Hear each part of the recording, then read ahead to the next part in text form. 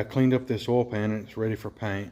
Engine is still in the shop. One store I stopped at said all their engine paint was recalled, so I picked up this at a different store. It's the dark blue Ford paint.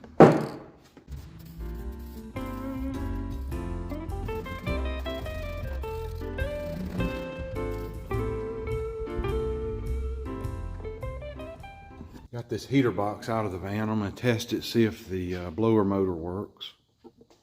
On these second generation Ford vans, the heater box simply just goes right here beside the engine bay. About 3 bolts, it comes out. The 2 heater hoses goes through there.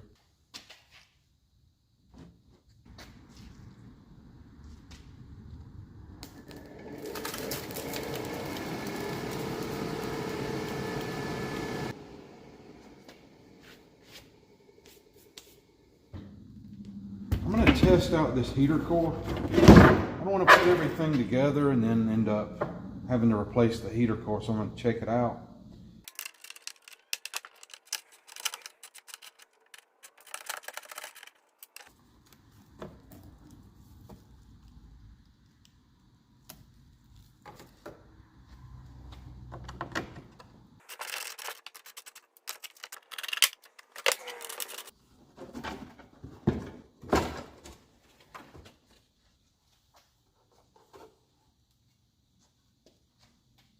I watched the radiator shop test my radiator, and it was bad.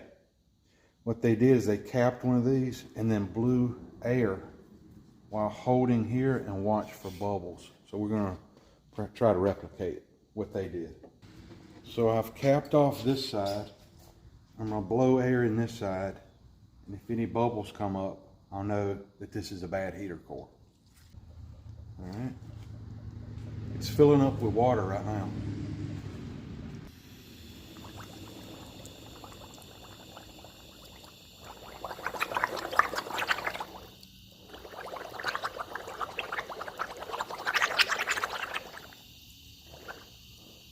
All right, the only bubbles I see coming out are around the 2 inlet and outlet. There's none coming out around the heater core itself. I'm going to turn it over. This is a good heater core.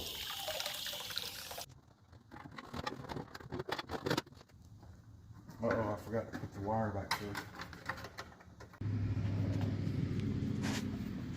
So where this thing had broken right here and here, I just taped it with some duct tape, and I took a big washer to hold down here. And so I think it's going to keep its shape. This heater box has a vent that you can open and close right here. So there was a weather strip across here that was just hanging down. I've glued it. I'm going to let it dry with these clamps on it. Right here is where the heater core is. And there's an opening there. There's a thing on the inside I'll show you. And this is what I was told is a weather tray. Goes right there. I'm going to paint that black. I had to get a new one of these. Mine was rusted to pieces. On the inside, you'll have this thing here. Slides through the firewall. There's a drain hole here for the floor. There was a gasket, and so I can make a new one of these.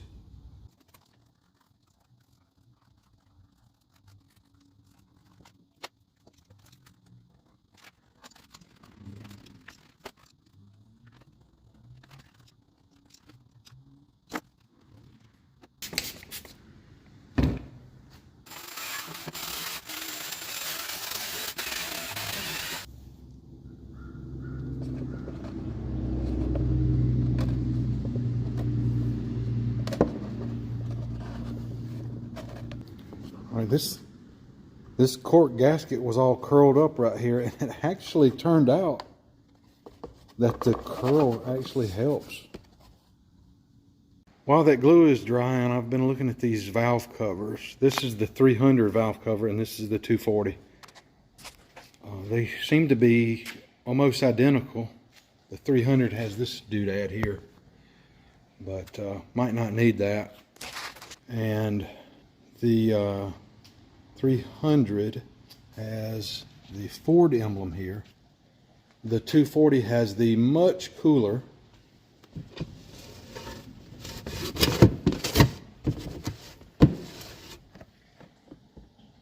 powered by Ford old school logo here. So I'm going to clean this one up and use it. After getting through all the layers of grease, we're left with some rust, some pitting, and I want this thing to be beautiful, so I'm going to sand it all down and prime it, sand the primer, and paint it. Or I'll buy a chrome valve cover, but I don't want to. I want this one. So I went over this thing with a wire wheel, and then I sanded by hand the edges just to feather the edges between what I went to bare metal and the paint.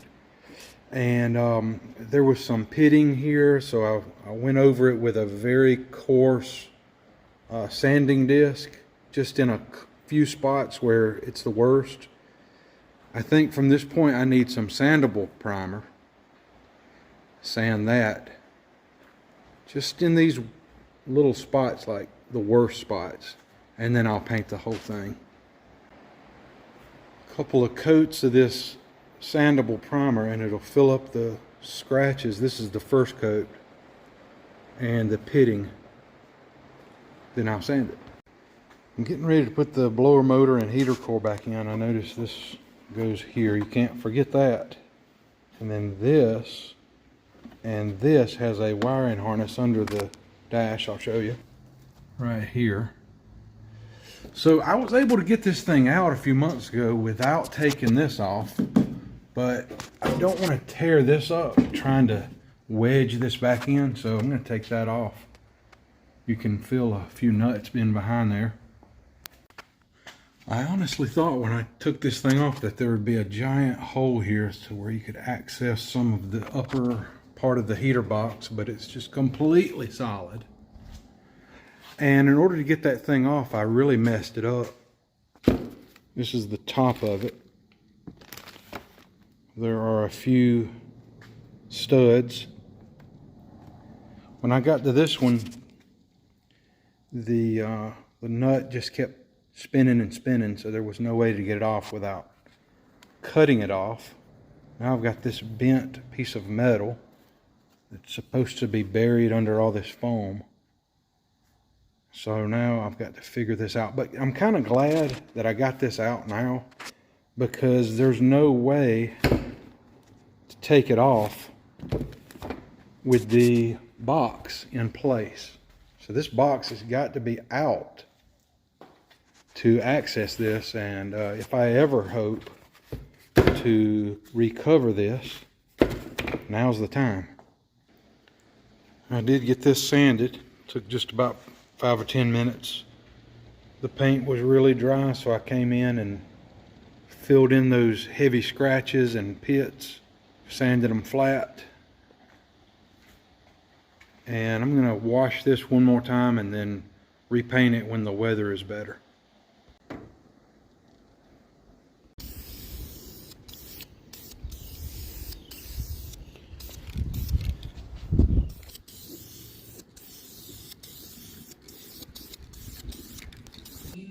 Pretty happy with how that turned out. Now I've got to do some detail work. I think it would be cool if I painted those letters with some white paint, have some really old Testors paint, a couple of brushes, and give it a try. A little more transparent than I had hoped.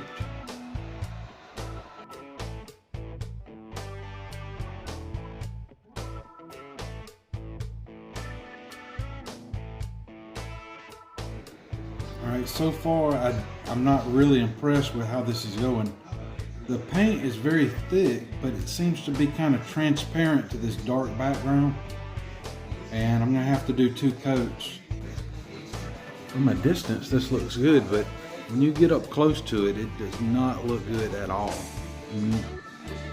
Not happy with that. I think what I'm going to do for my second coat is add a little bit of thinner and then hope that some of this thickness melts together and flattens out.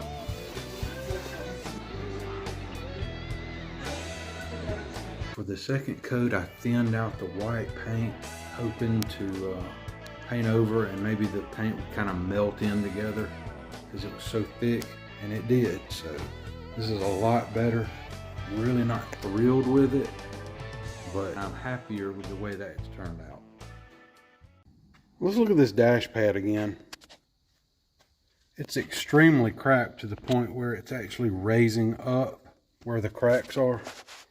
I went and put this in the car to take to an upholstery shop, and it stayed there about a day. And I got to thinking about it. You know how unreliable these upholstery shops are these days? They might want to keep this thing for 2 months, and you have to call them dozens of times to get them to do anything. And so I decided I'm just going to cover it myself. I know the 3rd generation Camaro forums, guys have those dashes, and even just to put a dash topper on them, they have to take care of these wildly stretched up and blistered up cracks. So I thought about just kind of shaving these down and then filling the cracks with some fiberglass.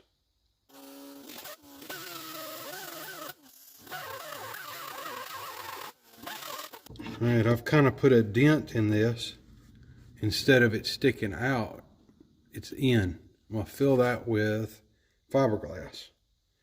I'm going to do the same thing I did here to the rest of these cracks.